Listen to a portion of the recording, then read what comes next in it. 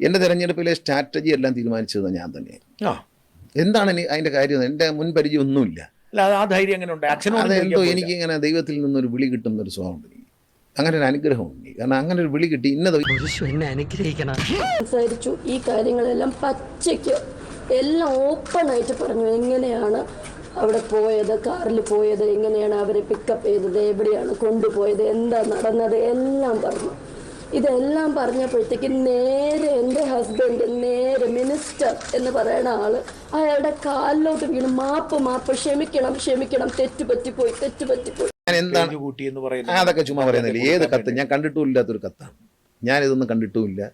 Solar പീഡന കേസിൽ ഉമ്മൻചാണ്ടിയെ കേസിൽ കൊടുക്കാൻ ഗൂഢാലോചന നടത്തിയെന്നാണ് CBI പറയുന്നത്. പരാതിക്കാരി എഴുതിയ കത്തിൽ ഉമ്മൻചാണ്ടിയുടെ പേര് ഉണ്ടായിരുന്നില്ല. ഇത് പിന്നീട് എഴുതി ചേർത്തതാണെന്നും CBI കണ്ടെത്തി. ഇത് ഞാൻ ജയിലിൽ കിടക്കുന്ന സമയത്ത് ഹാൻഡിൽ ചെയ്ത പുറത്തുള്ളവര് അവരുടെ പൊളിറ്റിക്കൽ അല്ലെങ്കിൽ അവരുടെ ഫിനാൻഷ്യൽ ആയിട്ടുള്ള കാര്യങ്ങൾക്ക് വേണ്ടി കുറച്ചൊക്കെ ഇതിനെ ഒളിച്ചും തെളിച്ചും യൂസ് ചെയ്യാനായിട്ട്.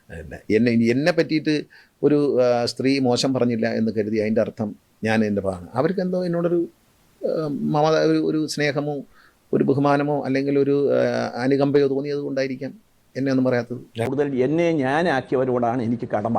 മകനോടുള്ള കടമ എൻ്റെ അച്ഛനും അമ്മയും തന്ന സ്വത്ത് കുറേ കൊടുത്തപ്പോൾ ഉണ്ടായിരുന്നു. അത് കുറേ കൊടുത്തിട്ടുണ്ട്. ഇല്ലെന്ന് പറഞ്ഞാൽ ഏതൊക്കെയാണെന്ന് ഞാൻ ചൂണ്ടിക്കാണിച്ചു കൊടുക്കാം. കൂടുതൽ സ്വത്ത് കൊടുക്കാഞ്ഞ എന്താണ് എന്ന് ആരെങ്കിലും ചോദിച്ചാൽ അതിനുള്ള മറുപടി എൻ്റെ കയ്യിലുണ്ട്. അതോടുകൂടി മന്ത്രിസ്ഥാനം ഒഴിയേണ്ടി വരും. അച്ഛനും മകനും എന്നുള്ള ബന്ധത്തെ പറ്റി എല്ലാവരും അറിയേണ്ടി വരും. എനിക്ക് ബാലകൃഷ്ണപിള്ള സാർ എനിക്ക് എമൗണ്ട് തന്ന് ഹെൽപ്പ് ചെയ്തിട്ടുണ്ട്. അതിൽ ചില രക്തബന്ധത്തിന്റെ സാധ്യത കൂടിയുണ്ട്. മേബി, പക്ഷെ അത് തുറന്നു പറയാൻ ഞാൻ അവരോട് പേജ് കൂട്ടി എന്നാണ് പറയുന്നത്. ഞാനെങ്ങനെ പേജ് കൂട്ടുന്നേ? എൻ്റെ കൈയക്ഷരമാണ് അല്ലല്ലോ. പേജ് എങ്ങനെ കൂടുന്നേ? ഇത് പേജ് കൂടുന്നതൊക്കെ ആരെ ഞാൻ എഴുതാൻ പറ്റുമോ? എൻ്റെ കൈയക്ഷരമല്ല. പിന്നെ അവരുമായിട്ട് ഞാൻ ആ സ്ത്രീകളുമായി ഞാൻ വളരെ വളരെ ബഹുമാനത്തോടെ പെരുമാറും. എൻ്റെ അമ്മയോട് എനിക്ക് അതിയായ ബഹുമാനമുണ്ട്.